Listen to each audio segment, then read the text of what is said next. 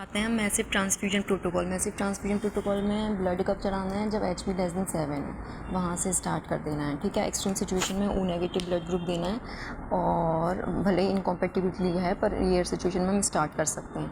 अब कैसे करते हैं, पेशेंट को कैसे मतलब वो करते हैं, एफरेसिस कैसे करते हैं, मतलब patient is connected to apheresis machine, उसका जो ब्लड है वो सेंट्रीफ्यूगेशन करेंगे। सेंट्रीफ्यूगेशन करेंगे तो देखो ये क्या हो रहा है, आरबीसी तो नीचे बॉटम में आ जाएंगे।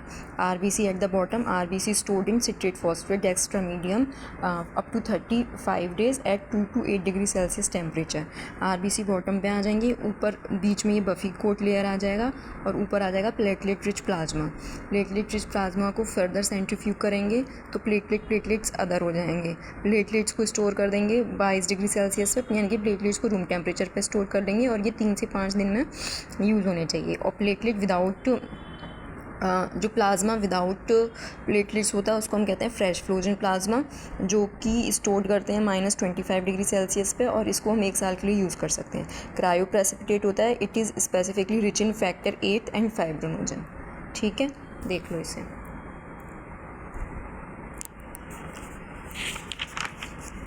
अब आते हैं हम trigger point for platelet transfusion. मतलब ये है कि अगर ब्लीडिंग पेशेंट है तो 50,000 तक हमें मेंटेन करना है, तो मार्जिन ऑफ सेफ्टी के लिए 75,000 का है। 40,000 is enough for normal vaginal delivery. Platelet should ideally भी ग्रुप कॉम्पैटिबल होना चाहिए, उसमें भी क्योंकि जो डी एंटीजन होता है वो आरबीसी पे भी होता है, प्लेटलेट्स पे भी होता है। तो अगर RH नेगेटिव वुमेन है तो उसको हम RH negative platelet he चढ़ाएंगे।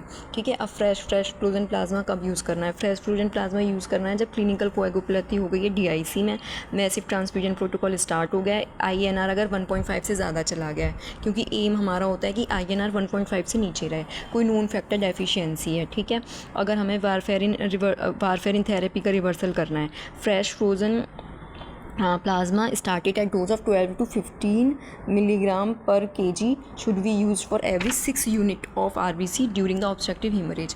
RBC to platelet to fresh frozen plasma का रेशियो होता है 6:4:1। ठीक है, fresh frozen plasma should be guided by clotting test। We aim to maintain the PT by APTT ratio 1.5 times the normal। ठीक है, प्रोथ्रोम्बेटाइन APTT time. ठीक है, और क्रायोप्रेसिपिटेट जो होते हैं वो कब हम यूज़ करते हैं? क्रायोप्रेसिपिटेट हमें पता है क्या होता है, they are rich in fibrinogen. तो वो कब यूज़ करेंगे? जब हाइपोफाइब्रोनोजेनेमिया हो गया, यानी कि जो फाइब्रोजन लेवल हैं लेस देन 100 मिलीग्राम पर डेसीलीटर चले गए, हीमोफीलिया A हो गया है, वॉन विलियम डिजीज है। तो हमारा एम ये रहता है कि जो सीरम फाइब्रोनोजन लेवल है वो मोर देन 1.5 ग्राम पर डेसीलीटर्स हैं। क्रायोप्रेसिपिटेट हमें पता है कि प्लाज्मा से ही बनता है और उसमें क्या क्या होता है, क्रायोप्रेसिपिटेट में फाइब्रोनोजन होता है। ठीक है, फिर उसमें फैक्टर 8 होता है, वॉन विलियम फैक्टर होता है, फैक्टर 8 और ये फैक्टर 13 होता है, फैक्टर 8, 13, वॉन विलियम फैक्टर, फाइब्रोनोजन और फाइब्रोनेक्टिन होता है। It is stored frozen and must be transfuse within 6 hours of thawing and 4 hour of cooling. अगर थॉइंग हो गई है तो 6 आवर ऑफ थॉइंग और 4 आवर ऑफ कूलिंग में हमें ये क्रायोप्रेसिपिटेट यूज़ कर लेना है।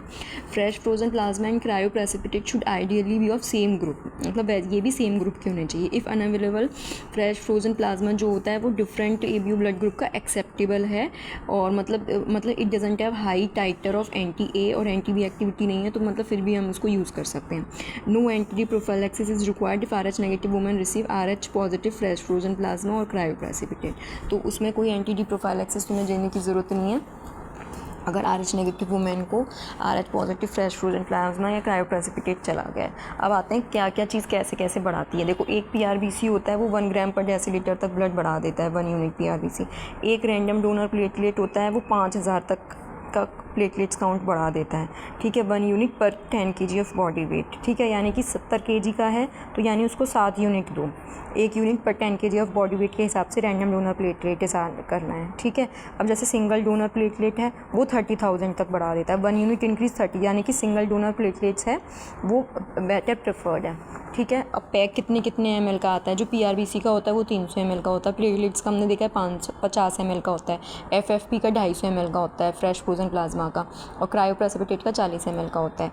अगर मेथड यह है फ्रेश फ्रोजन प्लाज्मा कितना देना है, 1 यूनिट पर 10 kg बॉडी वेट के हिसाब से देना है फ्रेश फ्रोजन प्लाज्मा। ठीक है, फ्रेश फ्रोजन प्लाज्मा 1 यूनिट पर 10 kg बॉडी वेट के हिसाब से देना है। 100 मिलीग्राम पर डेसीलीटर इंक्रीज इन फाइब्रोनोजन। ठीक है, 25% increase in the clotting factor ये करा देता है। जो एक मतलब हम देंगे तो 1 यूनिट। क्रायोप्रेसिपिटेट भी बॉडी वेट पे होता है, 1 यूनिट पर 10 kg बॉडी वेट। ये 50 मिलीग्राम पर डेसीलीटर इंक्रीज़ करा देता है फाइब्रिनोजन का।